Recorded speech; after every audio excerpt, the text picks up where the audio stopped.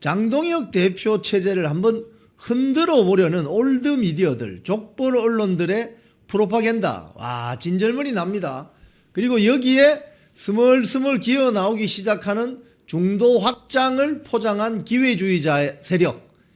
앞으로 영풍TV는 국민의힘이든 뭐 개혁신당이든 뭐 또 뭐 어디든 간에 앞으로 장동혁 체제를 흔들어서 소위 말해서 이재명 정권을 도와주려는, 민주당 세력을 도와주려는 국민의힘 내부의 관계자가 있으면 뭐 누구든지 다 박스로 만들어서 사진을 잘 올려서 저희들이 널리 홍보해 드리도록 하겠습니다. 왜냐? 국민의힘 타이틀로 공천을 받아서 국회의원 되고 시장 되고 도지사 했던 자들이 이제 시간이 흐르고 하니까 정치적인 유불리에 따라서 또 서로 다른 목소리를 냅니다. 그러면서 포장을 어떻게 하느냐? 민주주의 정당에서 아주 다양한 목소리가 나와야 된다. 일견 겉으로 보면 그럴듯한 소리로 들리죠. 하지만 그런 소리는 언론사에서나 하는 거예요. 언론사에서. 지들이 뭐 언론사 기자들이에요? 예? 언론사 PD들이에요? 영풍TV는 한겨레 신문, 경향신문, 뭐 오마이뉴스 좌파 매체 기사들도 인용해서 제가 말씀을 드립니다. 왜? 언론 자유는 존중되어야 되니까. 그죠? 조선일보, 뭐 중앙일보, 동아일보 다 인용해서 보도를 합니다. 종합 분석해 드립니다. 언론 자유가 있으니까. 하지만 정당의, 특정 정당의 타이틀로 공천 받아가지고 시장 되고 도지사 되고 국회의원 된 자들이 자유롭게 이야기할 수 있습니다 라면서 해당 행위를 하면 됩니까? 안 됩니까? 안 되는 거죠. 그건 한동훈이가 1년 전 윤석열 대통령실을 향해서 수평적 당정관계 어쩌고 저쩌고 하면서 그냥 망쳐먹은 거하고 똑같은 거예요. 지금 어제 저녁 방송에서도 제가 몇 명을 거론했습니다. 한지아, 신동욱, 또 누구 했었나? 조용술, 뭐 이준석, 그리고 부산시장 박형준. 어떻게 해서 국회의원이 됐어요? 어떻게 해서 시장이 됐어요? 어떻게 해서 당대표 했냐고. 국민의힘 타이틀이 있었기 때문에 된 거지. 박형준 부산시장, 이 방송 보시겠지만 국민의힘 타이틀 아니었으면 시장 될 수 있었어요? 근데 이제 와서 자기에게 굉장히 유리한 정치 지형을 만들어줬던 윤석열 정권에 대해서 완전히 딴소리하고 있죠. 그러시면 안 됩니다. 그건 정치 도의가 아닌 거예요. 그럼 민주당 가서 시장 타이틀 달라고 해봐. 주는지. 안 주잖아요. 국민의힘 타이틀을 받아서 정치를 시작했으면은 그 당의 고마움을 가지고 해당 행위를 하면 안 되는 겁니다. 민주당 보세요. 민주당 보세요. 민주당 국회의원들, 배지들. 민주당 광역자치단체장들이 그런 소리 합니까? 안 하잖아요. 알지만 안 하는 겁니다. 알지만. 왜? 정당 정치의 기본을 잘 습득하고 이해하고 있기 때문에 그렇습니다. 그건 뭐냐? 내가 속한 진영의 이해관계에 절대로 해를 입히는 행동을 하면 안 된다는 걸 아는 거예요. 이 사람들은. 그런데 국민의힘 지형에 있는 일부, 제가 다라고는 하지 않겠습니다. 일부, 자기가 속한 진영의 정치적 이해관계에 손해를 입히는 발언을 함부로 합니다. 함부로. 기본이 안 된 거지. 그러니까 이런 자들은 다 나가야 됩니다. 다 나가라고. 사과당을 만들어. 아니면 사과당을 만들든지. 애플 파티를 만들어 그냥. 거기 가서 정치해. 왜 여기 와서 국민의힘 진영이 와서 장동혁 대표 체제를 왜 흔드냐 이거예요. 장동혁 대표 체제는 당원들이 만든 체제인데. 당원들하고 자주 만나나? 김재섭이 헬스장 가서 오늘 헬스 잘했나? 8시에 마친다면서. 국민들 만날 그 시간에 가서 헬스하고 있으면 그게 자랑거리요? 어제 방송에서 나간 그 부분을 제가 쇼츠로 만들어 올리겠습니다. 김재섭 헬스에 미친 남자, 헬친자 뭐 이러던데. 조선일보가 그렇게 보도하던데요. 헬스에 미칠 게 아니라 광장에 나와 있는, 새벽 시장에 나와 있는 국민들에게 미쳐야지. 그래야 진정한 정치인이 되고 나중에 대통령도 될 수 있는 거지. 헬스장에서 헬스 열심히 하면 그 대통령 되나? 그러면서 쓸데없는 소리를 하고 말이야. 자, 오늘 첫 번째 소식은 오늘 아침에 그 천지일보에서 여론조사가 났어요. 예, 국민의힘 장동혁 여론조사에서 차기 대선 주자 선두권 안착 또 올라갔습니다. 야권의 결집축, 야권에서 지금 현재 국민의힘 진영에서 차기 대통령 선거가 열리면은 장동혁을 따라올 사람이 있느냐? 없습니다. 한동훈은 더 내려갔어요. 한동훈은 더 빠졌어요. 이제 국민들이 인식하기 시작했다는 거예요. 국민들이. 예? 자, 그거 하나하나 제가 그래프 보면서 좀 설명을 해드릴게요. 먼저 차기 대통령 후보 적합도 그래프 한번 올려보세요. 그거. 네. 여기 보니까 차기 대통령 후보 적합도, 이 여론조사는 천지일보가 의뢰해서 코리아 정보 리서치가 11월 22, 23 네, 주말 사이에 한 겁니다. 전국에 1,003명, 표본 오차는 플러스 마이너스 3.1%포인트, 95% 신뢰 수준입니다. ARS 자동응답입니다. 여기 보세요. 보시면은 이거 말고 차기 대통령 전체 여야 다 합친 거, 오케이, 이거. 네. 여기 보시면은 차기 대통령 후보 적합도에 장동혁 국민의힘 당대표가 20.2%, 민주당의 김민석이가 19.4%. 그러니까 오차 범위 안에 들죠. 표본 오차가 95% 신뢰 수준에서 플러스 마이너스 3.1%포인트니까 오차 범위 안에 있는 겁니다. 즉 삐까삐까하다 이 말이죠. 이건 내년 지방선거 어느 정당 찍을까요? 물어본 거하고 똑같습니다. 그러니까 지금 여러분 갤럽이나 뭐 리얼미터 이런 데서 상당히 여론조사가 나오는데 상당히 그건 이상해요. 전체적인 여론 감도하고 여러 가지 여론조사를 이렇게 비교해보면 너무 이상해요. 근데 조중동이 주로 갤럽을 인용하죠. 갤럽. 한국 갤럽. 자, 어쨌든 여기에서는 장동혁, 김민석이 2강 구도를 형성을 했습니다. 벌써. 한동훈 더 빠집니다. 10.4%, 조국, 정청래 이렇게 순으로 가는데 지금 그러니까 이것만 딱 보면 결론이 뭡니까? 장동혁으로 똘똘 뭉쳐야 된다 이 말입니다. 지금 다른 소리 하면 안 됩니다. 자, 여기 내용을 좀 보면 이 조사가 나오기 직전조사에서는 김민석이 18.3, 장동혁이 17.3이었는데 장동혁이 상승했어요. 장동혁이 상승했어요. 그러니까 17.3에서 20.2%로 3%는 올랐죠. 김민석은 1% 정도 내렸습니다. 이 말은 무슨 소리입니까? 싸우는 자 배지를 떼라! 싸우면 싸울수록 여론 지지율은 올라간다 이 소리입니다. 당연한 거 아니에요? 당연한 거. 예? 강력한 야당이 필요합니다. 지금은. 예, 그래픽 내리세요. 지금은 여러분 이런 그래프 여론조사 보면 뭘 느낄 수 있느냐? 강력한 야당이 필요하다고. 국민들은 아주 센 야당이 있으면 좋겠다고 생각하는 거예요. 그래야 장동혁 체제가 살고 대한민국을 구할 수 있습니다. 강력한 야당이 필요하다고. 그런데 야당 지형 언저리에 있는 자들이 왜 자꾸 김 빠지는 소리를 하지? 나가시라고. 이제 좀 나가시라고. 조중동이 왜 장동혁 체제를 흔들어요? 자기 말 안 들으니까. 조중동 비즈니스 해야 되는데 장동혁 체제가 자기들 말을 안 들으니까. 근데 그게 민심하고 괴리가 있거든요. 광장에 나와 있는 전통적으로 국민의힘을 지지해왔던 애국 우파 세력의 하고는 완전히 괴리가 돼 있거든요. 그러니까 조중동이 좌파 우파 양다리 걸치면서 장사하는 거는 오케이 이해가 된다니까요. 그건 장사해야 되니까.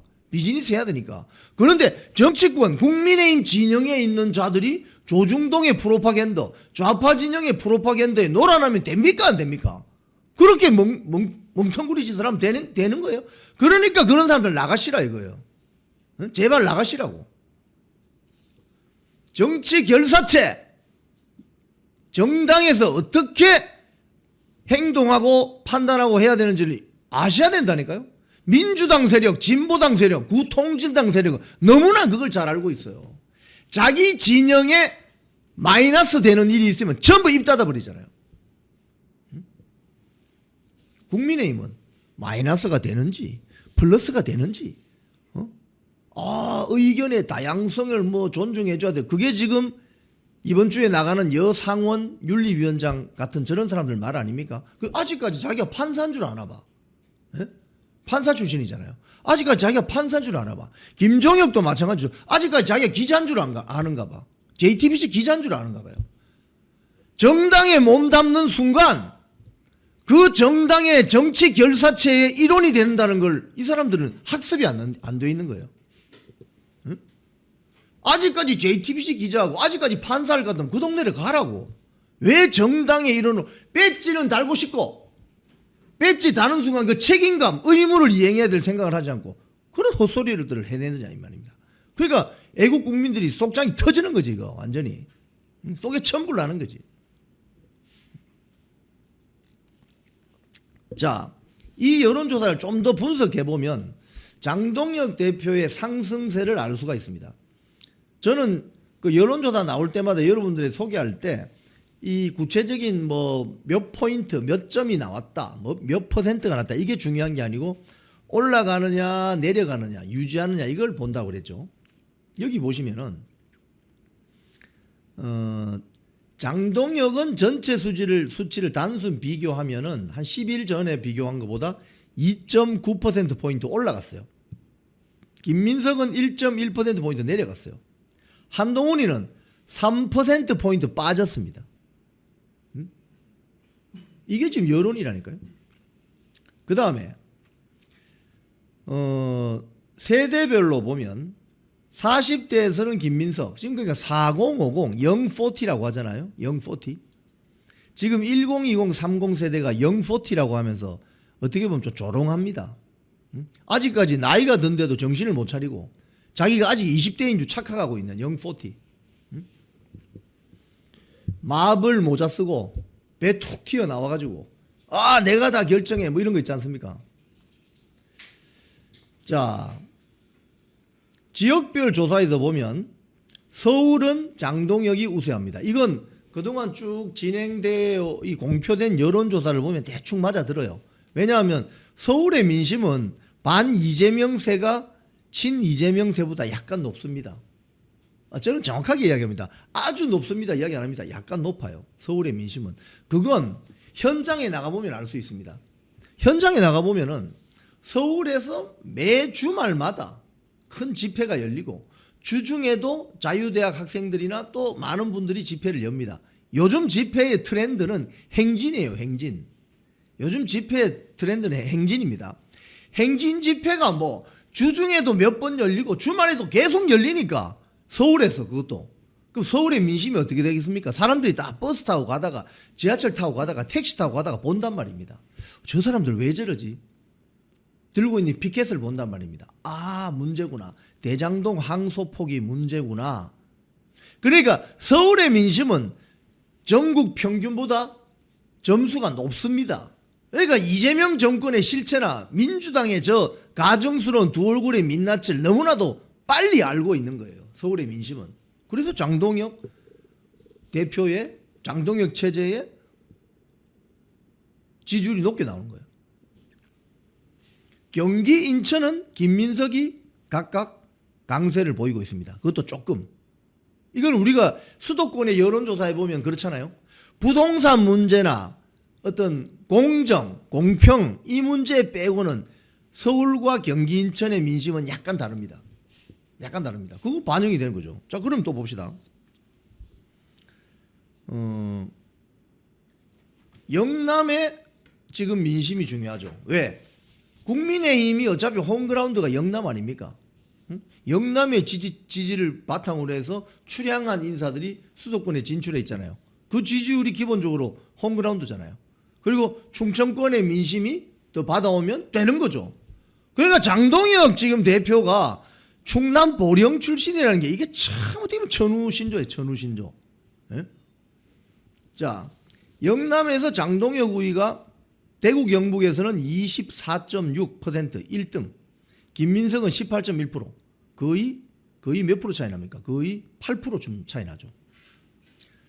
그 다음에 부산, 울산, 경남에서도 장동혁이 27.7, 김민석이 13.3. 이 뭐 거의 뭐 몇 프로 차이 납니까? 이거는 뭐 거의 뭐 10%, 10한 3, 4, 5% 차이 나네요. 그죠? 그러니까 이 대구, 경북과 부산, 경남의 민심은 부산, 경남의 민심을 한번 딱 무게 균형이 넘어가면 확 쏠려버립니다. 그런 경향이 있습니다. 화끈하죠? 화끈하게 넘어갑니다. 한동훈이는 보면은 대구, 경북에서 14%, 부산, 경남에서 9.7%, 부산, 경남에서 한동훈 9.7% 나왔다는 이 소리는 부산, 경남 사람들이 이제 알아챈 거죠. 야, 이거 한동훈이 배신자. 확 넘어가는 거죠. 지지율이 툭 떨어지는 거죠.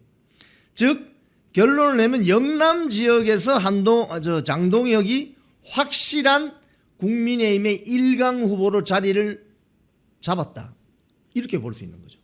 그러니까 지난 한 두세 달 동안 여론조사를 쭉 한번 방송 보신 거 리마인드를 해보십시오. 결국 이렇게 장동혁이 1강 체제로 가겠구나. 당장 다음 달에 대통령 선거 열리면 국민의힘 대선 후보는 장동혁인 거죠.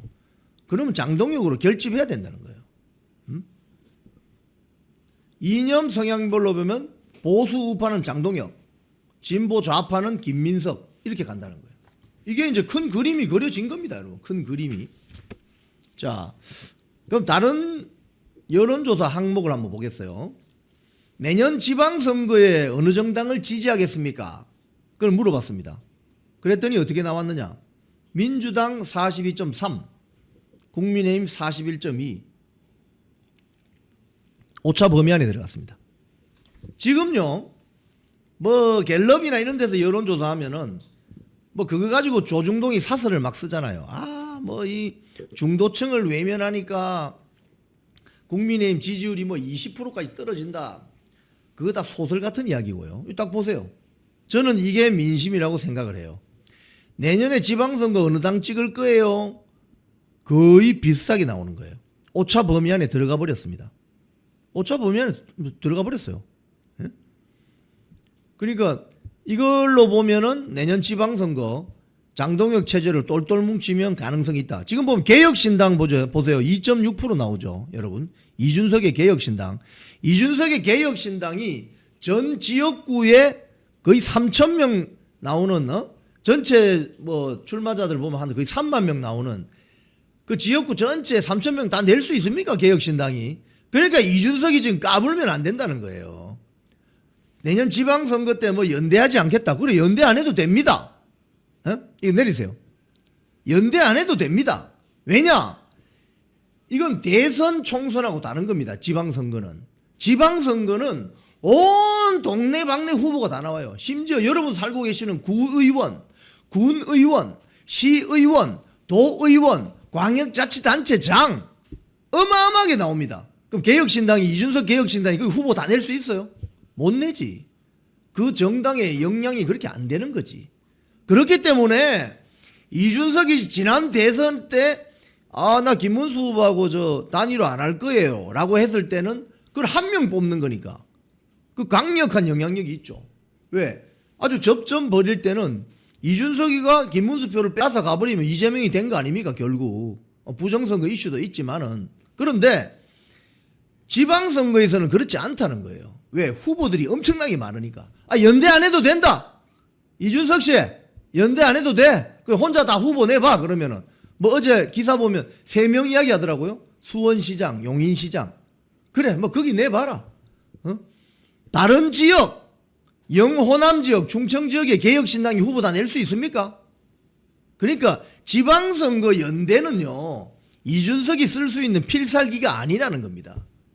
소위 말해서 국민의힘처럼 거대 정당 네트워크를 갖고 있는 이 당에서 할 수 있는 거예요. 차라리 이 자리에 나와서 인터뷰했다시피, 장동혁 대표가 인터뷰했다시피 자유민주당, 자유통일당, 우리공화당, 자유와 혁신하고 연대하는 게 차라리 낫습니다.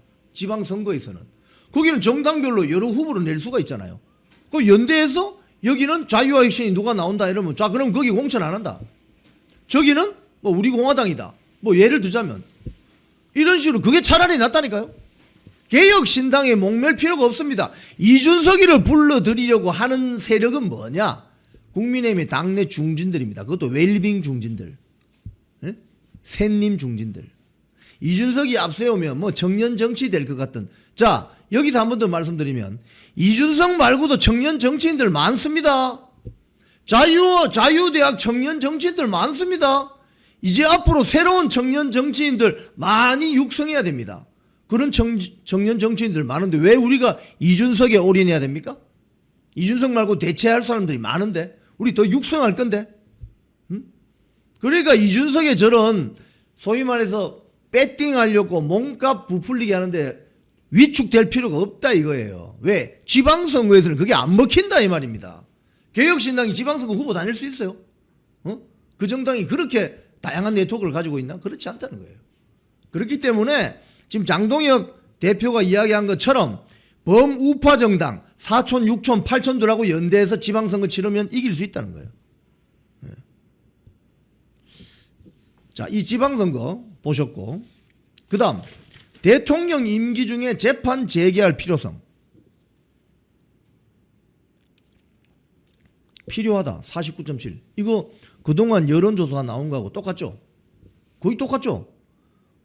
대통령 임기 중에 재판 5개 있는 거 재개해라. 필요하다. 49.7. 그럼 해야지. 뭐 국민 주권 정부라면서, 국민 주권 정부라면서. 그럼 49.7 해야 되는 거 아니에요?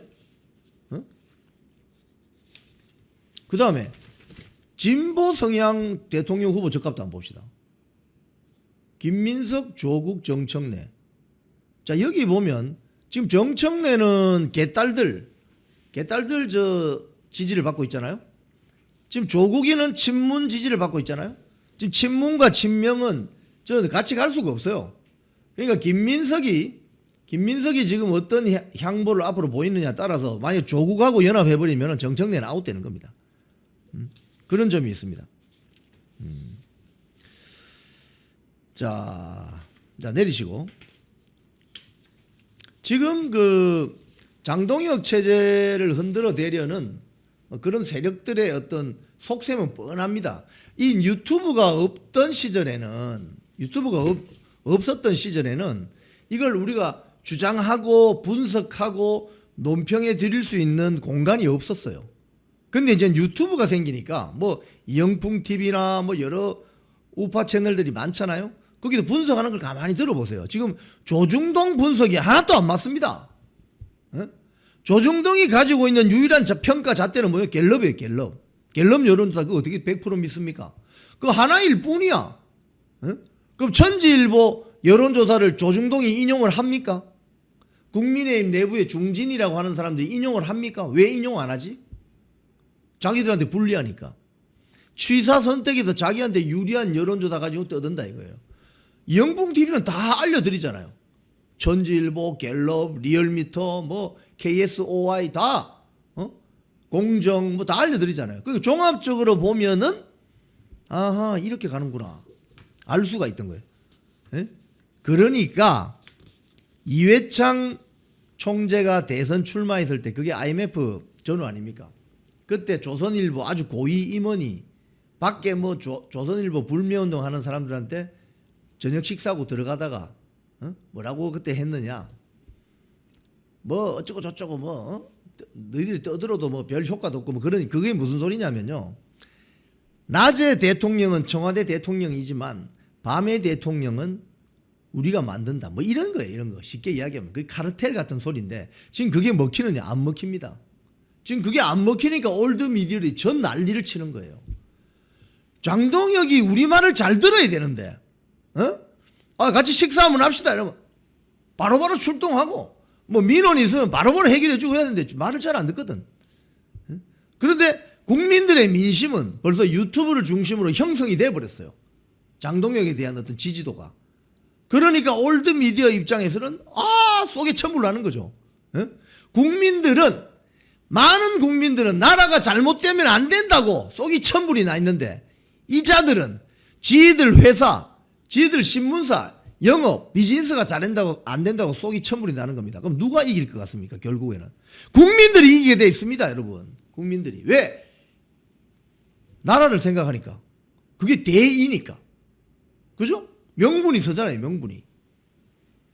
자, 당원 중심으로 가려는 장동혁 체제에 대해서 또 딴지를 겁니다. 다음 기사 올려보세요. 이제서야 당원 당심 존중하는 국힘.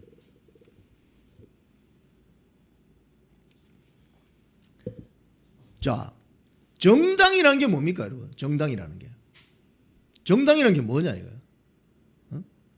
정당이라는 것은 제가 수차례 말씀드리지만은 집권을 목표로 동일한 정치 이데올로기를 공유하고 있는 정치 결사체가 바로 정당입니다. 그러면 정당의 대표는 누가 뽑아야 됩니까? 당원들이 뽑아야지. 정당의 주인인 당원들이 뽑아야 되는 거죠. 그런데 그동안은 정당의 주인도 아니고 역선택하는 자들이 많이 들어오게 여론조사에서 뽑고, 뭐 당대표도 그렇게 뽑고, 또 뭐 국회의원 총선거, 지방선거도 그렇게 뽑았잖아요. 그러면 당이 왜 필요해, 당이? 그러니까 선거 때만 반짝 필요한 게 당이다, 이 소리 아닙니까? 그러니 중간에 장난치고 여론조사 뭐 이런 거 가지고 장난치고 이런 자들이 완전히 그 불나방처럼 돗대기 시장 만들어서 해먹고 도망가는, 그게 지금 좀 삐뚤어진 정당의 모습 아니에요? 이걸 제대로 좀 바꿔보자고 당원 경선 룰을 당심 70%로 바꾸자고 지금 이야기가 나왔습니다. 그런데 여기에 대해서 조중동이 다 지금 난립니다. 여기 조선일보 오늘 보도를 보면은 민심에서 더 멀어지는 국힘, 경선 룰 당심 70%로. 무슨 소리냐?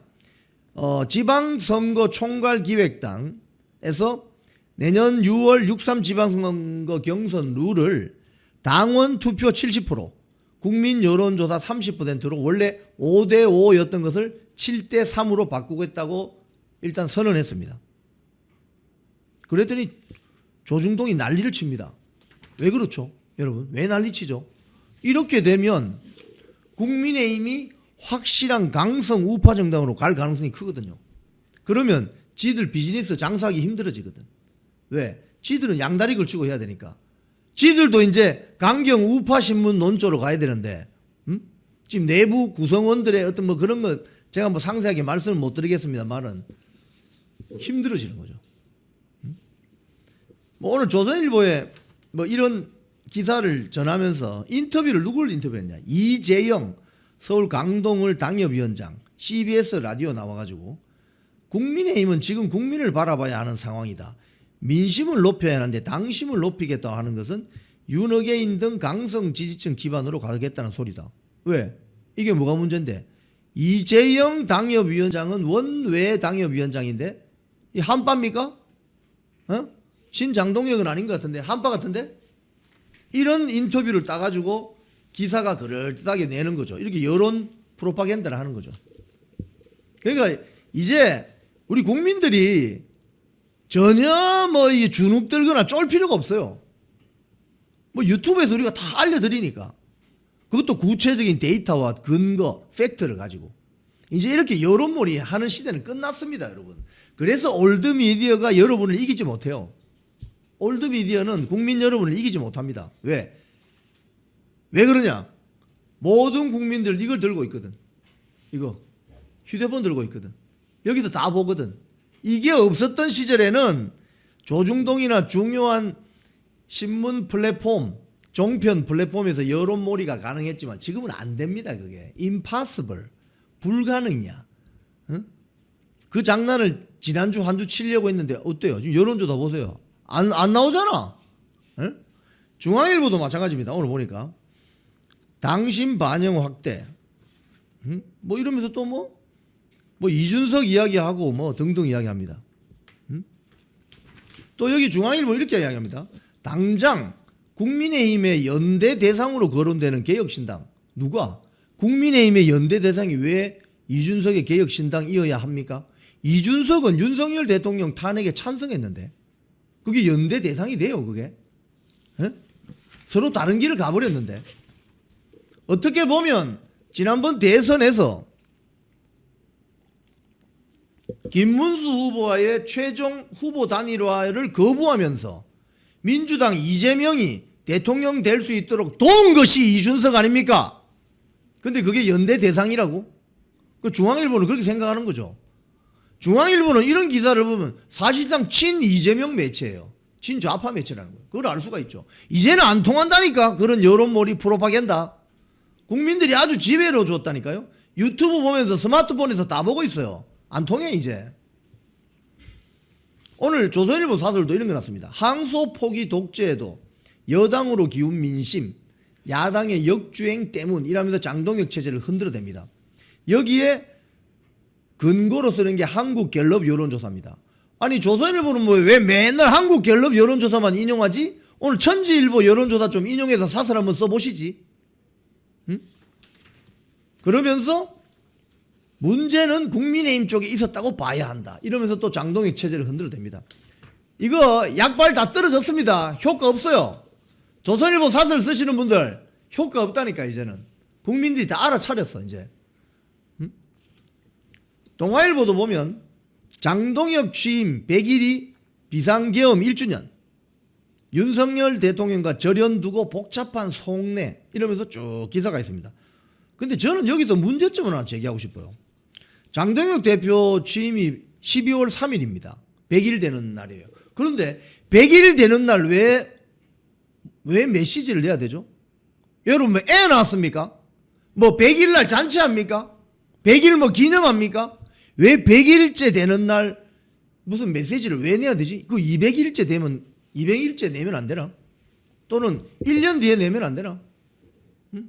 그럼 한 500일 좀 돼서 내면 안 되냐? 왜 100일이냐 이거. 이건 뭐냐? 바로 좌파들이 12월 3일이 비상계엄일이니까 거기서 헤어나지 못하도록 장동혁 체제를 흔드는 프레임이에요. 12월 3일날 왜 장동혁 대표가 뭐 취임 메시지 왜 내야 돼요? 100일날? 200일날 내지 뭐 200일날. 300일날 내지. 왜 100일날 내야 되냐고. 애 낳았나 어디? 돌잔치 하나? 응? 그런 식으로 12월 3일을 소위 말해서 비상계엄에 대한 국민들의 어떤 그런 복잡한 심정을 가지고 프로파간다를 한다는 거예요. 흔들릴 이유가 없어요. 흔들릴 이유가. 전혀. 흔들릴 이유가 전혀 없어요. 잘 다니던 회사에서 해고됐습니다. 외롭고 힘들었습니다. 내 혼자 이렇게 외톨이가 되는 거 아닌가 걱정이 앞섰습니다. 그런데 하루 이틀 시간이 지나니까 많은 외국 국민들이 찾아와 주셨습니다. 그래서 우리는 승리했습니다.